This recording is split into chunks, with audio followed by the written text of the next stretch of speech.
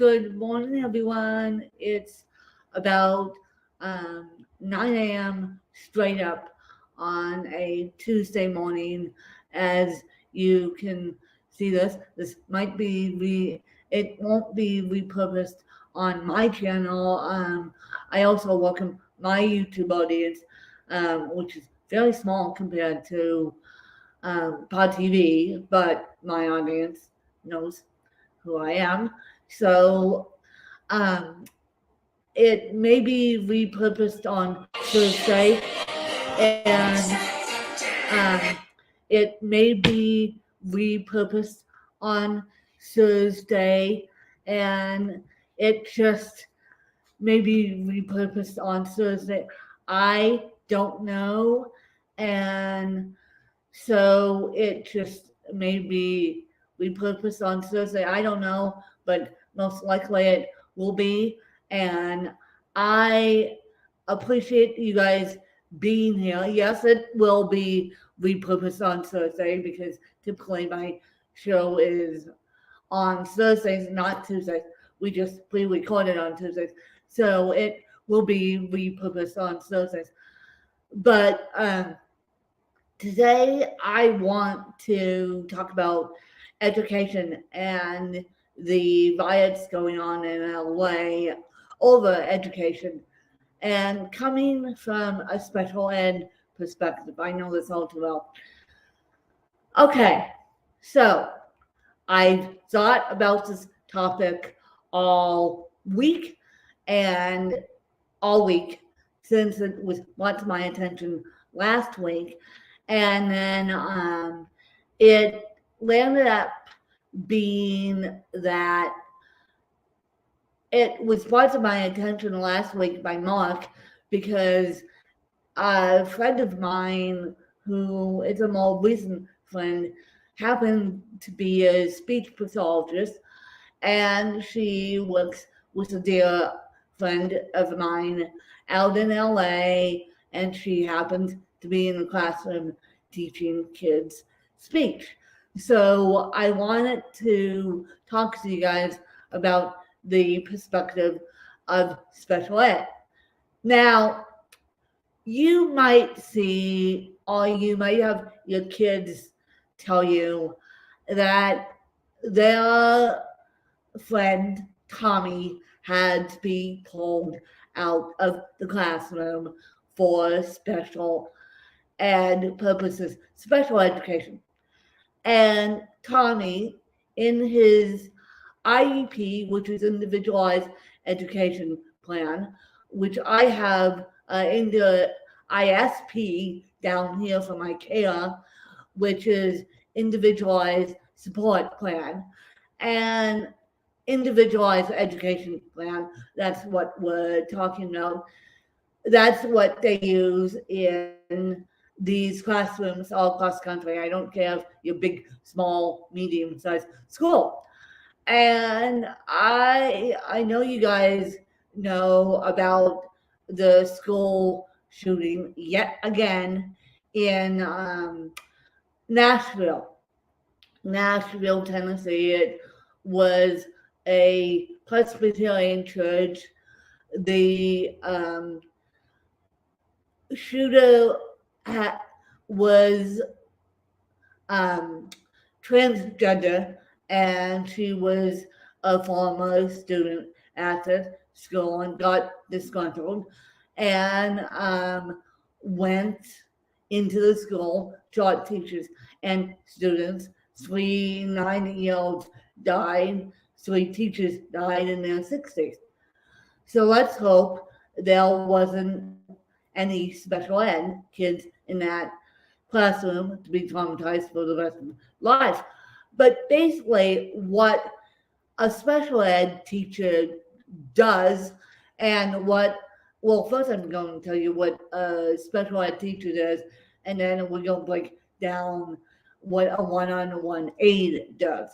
I was lucky enough to go to and then we're going to break down why I don't think they're getting paid enough. Teachers don't get paid enough. We all know this. teachers don't get paid enough, nor do aides, but it's a different story in itself for another day. And so, nor do aides get paid enough, but teachers do not. Teachers have always gotten paid low. And so teachers have always gotten paid low. And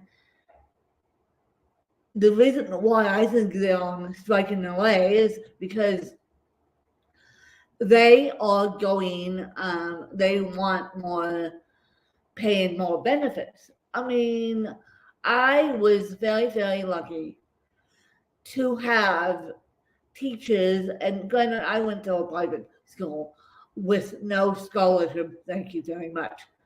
No scholarship. I only took financial aid out for college, and I'm still working on a degree. But I'm blessed enough to say that I took financial aid out. I was able to pay it off as soon as I moved down here without even realizing it. And so my student loans are totally forgiven. But I should have realized that when my dad said, you need to get on FAFSA now, I should have realized that he wasn't going to pay for it, because I realized I'm no idiot. When the financial crisis came down, I'm realizing that thousands and thousands of college students took out student loans, and teachers and professors and teachers from all walks of life get paid very low. But teachers in general get paid very low.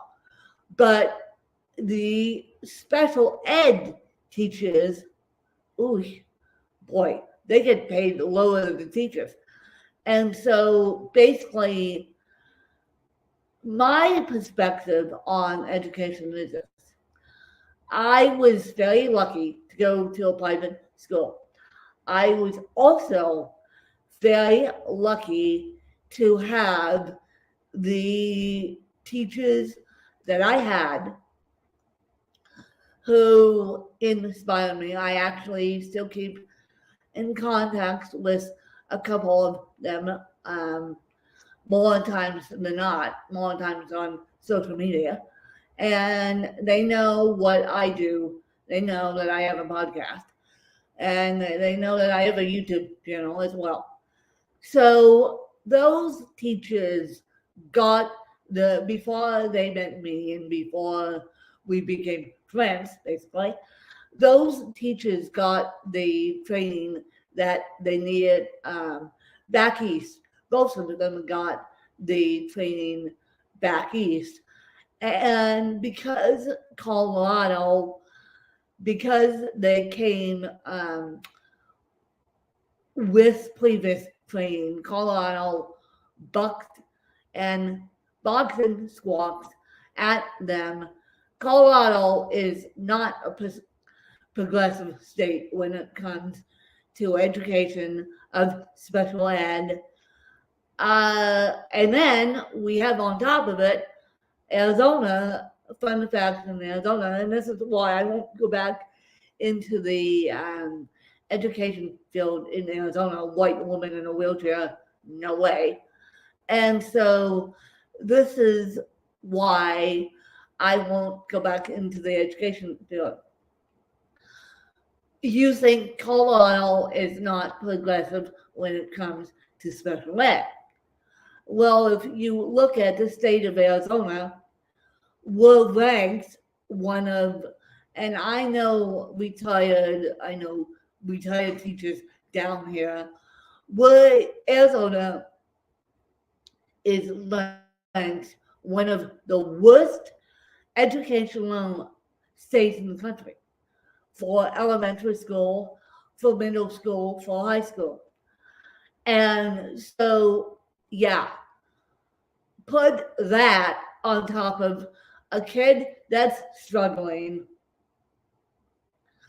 because let's say little Johnny has dyslexia, and let's forget cerebral palsy for a couple of seconds, and let's say the one-on-one aide has to lift a chair because little Johnny can't walk. Let's say the one-on-one aide has to feed that child because the parents have trained the one-on-one aide to feed that child. And so, yeah, you have the worst educational state in the country, being in Arizona. Of course, I land up in the worst educational state in the country, but it's number 9 for disabled. And then you have all these special ed kids struggling, whether it's low income, because a lot of the state of Arizona, especially Phoenix, has low income. So of course you have low income, and then you have special ed. Well, I think these teachers should get paid $1 million. Granted, I was teaching at a private school in Aspen, Colorado, and I was only getting paid $200 per month. They wanted to pay me $400, but they couldn't due to my insurance at the time and due to Colorado long-term Medicaid. So you have all these pressures on teachers, not only one-on-one aides, but you have all these pressures on teachers, and then you expect them to barely make ends meet. Hello, that's not right. And then you have the one-on-one aides that are assisting the kids from day to day because these parapros, well, they call them parapros in the high school, paraprofessionals, and then in elementary school and private schools, they call them one-on-one aides. Now, the difference is that the parents have to provide the one-on-one aides in private school. In public school, it's totally different. It's mandated by the state of Arizona, for example. It's mandated by the state of Colorado that according to the IEP and ISP, the individualized service plan, the kid must have an aide, and parents will go fight the school district if they don't have that aide. But according to the IEPs, the individualized service plans,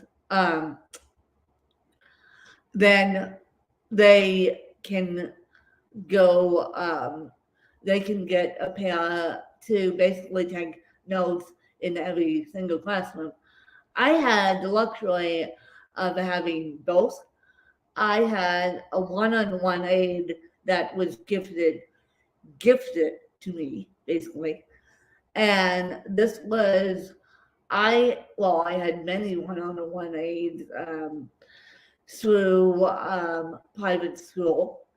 And so basically the one-on-one aide would help me go to lunch, would help me do my studies in the classroom. I was also mainstreamed. I was never in a special ed classroom longer than, for I would say, 1 hour in high school. And I didn't even know what a special ed classroom was because I was mainstreamed in elementary school until I got to high school. Now, my high school was more like a private school than it was a traditional state high school. I was very lucky. That's the way Aspen, Colorado works because we have a ton of money.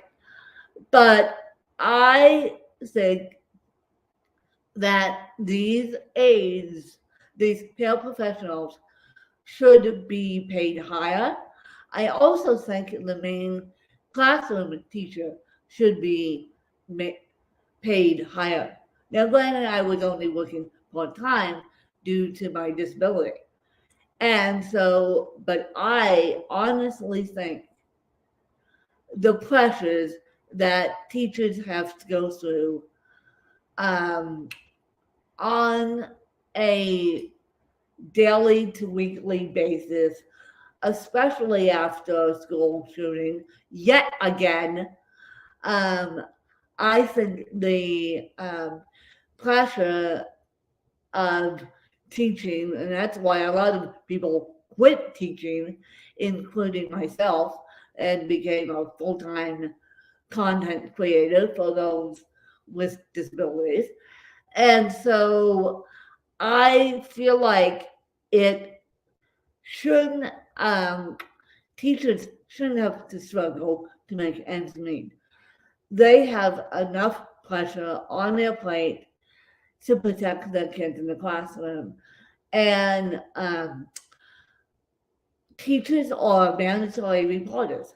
So, for those of you that don't know what a mandatory reporter is, when little Johnny is acting weird and teachers have to ask the kid, did mommy and daddy abuse you?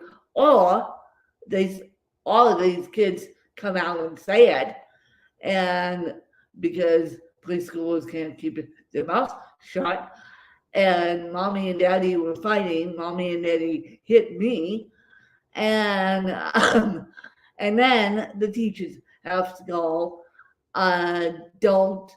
child protective services and adult and child protective services have to get involved. I am a mandatory reporter.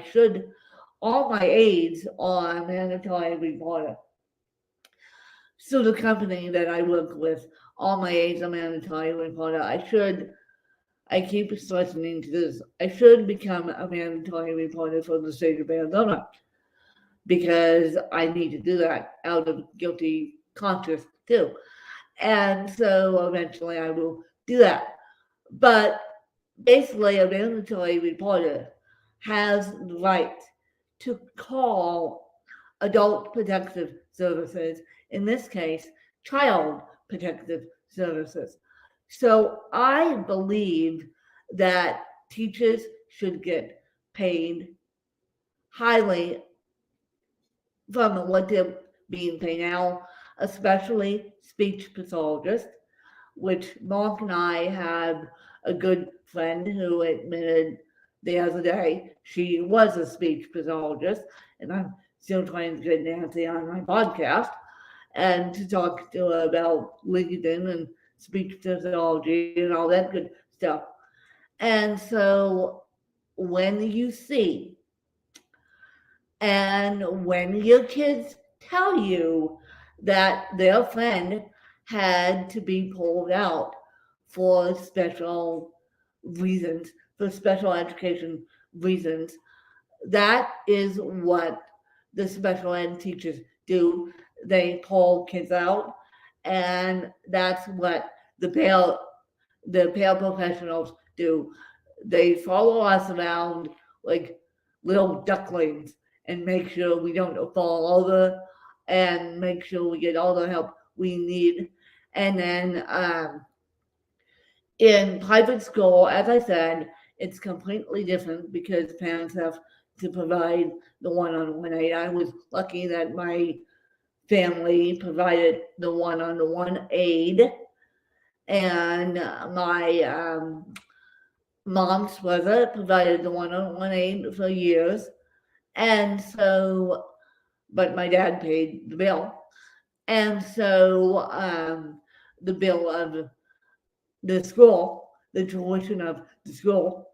And so in high school, or if you go to a public elementary school, it's mandated by the state of Colorado, the state of Arizona, the state of Virginia. And the reason why I mentioned Virginia is because I actually, and we'll get into totally different subject matter. That's going to be subject matter for next week. I actually did not learn how to speak in the state of Colorado, in my home state. I learned how to speak in the state of Virginia. And yes, I will do an hour and a half of why I learned how to speak in the state of Virginia, because this is what I learned. I learned the hard way that Colorado didn't have enough resources for special ed way back when, and this is when I was 4, 5, and 6, mind you. This is when I was young, when Wynn quickly discovered that Colorado didn't have enough resources for special ed. Now, as an adult with cerebral palsy, and this is public knowledge, so who cares? But as an adult with cerebral palsy, they take the cute kids under their arms. They don't take the adults under their arms. And so it's interesting that I have to find all my own resources. And even though my resources double, triple check what other resources are out there for me, the other resources go, well, what's her age? What's my age? And my resources go X, Y, and Z. The age is X, Y, and Z, 34 years old, almost 35. And they go, we don't have any services for Wynn. So Wynn has to find services herself. And luckily, I have a big fan base that can help me. When the push comes to shove, I could easily get services, even out here. And I will give you guys the speech on how I learned to speak next week. But my point being is teachers should be paid equal wage here, and especially the special ed teachers should be paid equal wage, because it's ridiculous how little they're getting paid, and it's ridiculous how little they're getting paid, and they're getting squished, and they're getting shots fired, and now teachers have to carry guns, and they're getting hit by the kids because of their disability. Yes, teachers get hit by kids because of their own disability, and they don't know any better. And my mom raised me as if I had no disability, and then my cultural upbringing was if I had no disability whatsoever. And then I learned, I only learned in 2019 what cerebral palsy actually was, what cerebral palsy actually is, because I had to learn it after I got emotionally and physically abused after my dad died. And so I'm slowly getting over my cold wounds with that. And I'm doing a fairly good job, but there's some cold wounds with that. And so next week will be how I learned to speak. The next week we'll be talking about mental health and disabilities and what you should do, primarily how to prevent caregiver burnout, because I know all you guys are caring for a loved one, whether it's your parents or your family member, and caregiver burnout is a real thing. And so I think that caregiver burnout is a real thing. And so the week after next, after I give my whole speech about how I want to speak, we're going to be talking about self-care and mental health and disabilities and how to avoid caregiver burnout. And Mark, since you're behind the scenes, do you have any questions for me? And if anyone else has any questions for me, just leave them in the comments. Leave them in the comments of my YouTube channel, which is Win Charles 11 W Charles 1195 on YouTube, or it's um, or it's Pod TV. I keep wanting to call you guys your old name. I am BTV, but it's Pod TV. And I'm sure that Mark will email me or do something with me about the comment section, because I know I open up a can of worms on this subject, and I know I'll open up a can of worms on caregiver burnout too. And No, well, there's nothing wrong with opening up those can of worms. We like yeah, opening up that's can of nothing worms. wrong with it. I know that I will open up the can of worms on how I learn to speak too. And so there's nothing wrong with making the world more socially conscious. And before we get out of it, Mark, do you have any questions for me? Well, I was just wondering, you were bringing up such great things about special ed and special education. I know that definitely our friend Nancy Barrows that works in that field, and definitely it'll be interesting to see when y'all two team up and all along those lines. So definitely looking forward to those conversations, and I'm sure you'll bring her on here, and she'll probably bring you on some of her platforms as well. But as you said, the teachers, and particularly special ed teachers, are not getting paid nearly enough, and definitely got to do a better job in that kind of way. I do know that sometimes the school system can sometimes push people toward certain drugs of choice when they're dealing with their special ed kids and all in that space. Yeah, And we know that that can be an yeah. issue as well, because sometimes the kid might just be being hyper, but sometimes the medication is needed and all in that. That that is an issue as well. You bring up a great point. You know, I'm just to let you guys know, I'm on no medication whatsoever for CP. I'm on medication for osteoporosis. I take a multivitamin. I take vitamin D, but for CP, I'm not on any medication except for magnesium to calm the muscle spasms down. But magnesium is over the counter, and so it's not prescription. And no, I don't have epilepsy, but basically in these classrooms in the last couple of years, um, people have been saying your kid should be on Ritalin. Ritalin is a anxiety calmer, and they use it a lot for ADHD. And so it's interesting that teachers will say at these IEP meetings, and yes, the huge IEP meetings, individual support meetings, um, individualized education support meetings, meet once a year with all the teachers, including the principals and everything else.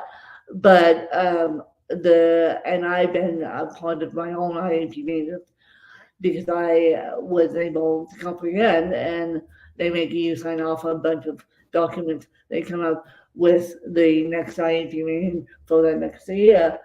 But the teachers will say to the parents, look them straight in the face and say, your kid needs Ritalin.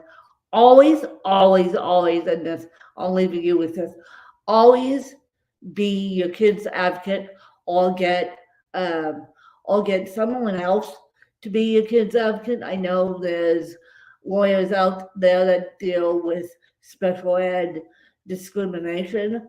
And so if you have special ed discrimination for your child, or for your loved one if they're in a day program. Day program is a very popular down here in Arizona. They call them DTAs, and they also use individualized service planning, those DTAs. And I'll get into why I'm not in a DTA myself. And so always have someone advocate for your child, because it's daunting. It's absolutely daunting. So next week we're going to talk about how I learned to speak. The next week we're going to talk about mental health and disabilities and self-care. And with that, I hope you guys enjoyed another episode. And I will see you guys next week. Bye, you guys. See you next week, and we're gonna actually get out of here. And I know Lynn's getting out of here as well. And we're actually I did have one other question for it, but we'll get to that next week, because I was wondering about the internet and how they're doing in terms of access to social media. But she might deal with that. I'll answer that next week. I'll answer that. That's a whole another subject in itself. Actually, you guys, I'm going to push back my speech story. Mark, you brought up a good point. I'm going to push my speech story back till after we talk about mental health, because you brought up a good point, and I have a soapbox for that one too. And I have a personal story for that one too. And so you brought up a good point. So again, we're going to talk about accessibility internet-wise next week, and then we're going to talk about mental health, and then I'll give you my soapbox on how I learned to speak and why I got into the media myself. And so I'll catch you guys next week. Bye, you guys. Yeah. And on that note,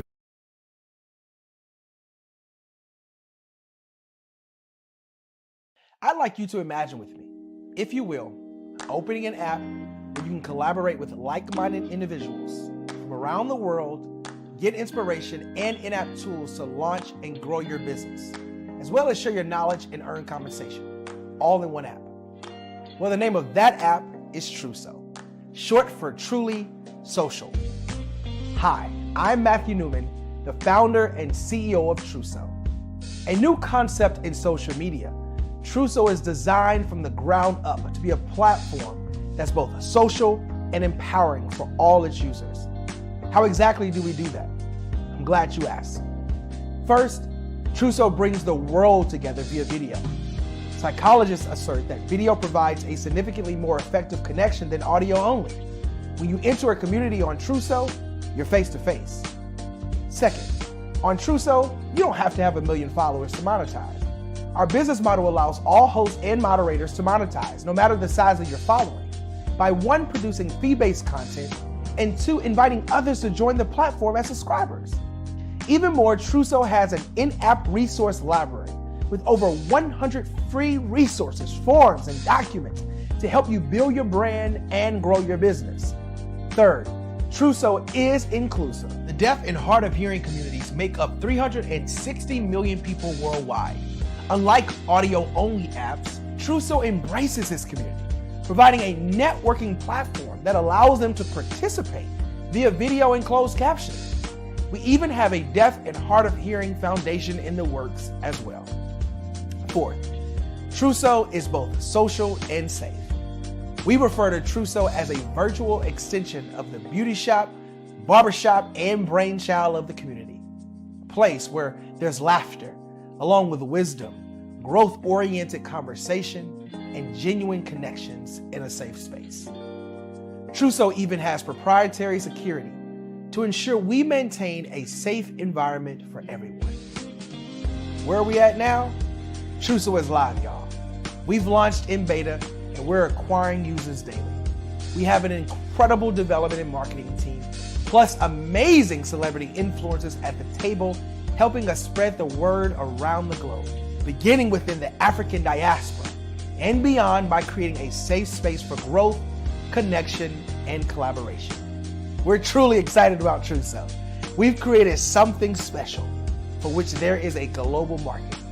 And we invite you to embark on this journey with us as a shareholder.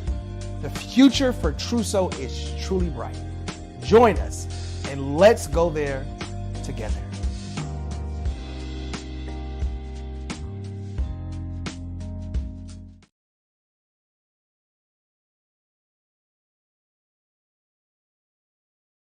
You know that song, More Than Words? Gosh, I hope your culture is just more than words. More than words on a wall, more than words in a handbook, more than words on a website. More than words. How is your culture showing up, living and breathing every single day? Food for thought. My name is Shelley Smith, and I am your culture curator.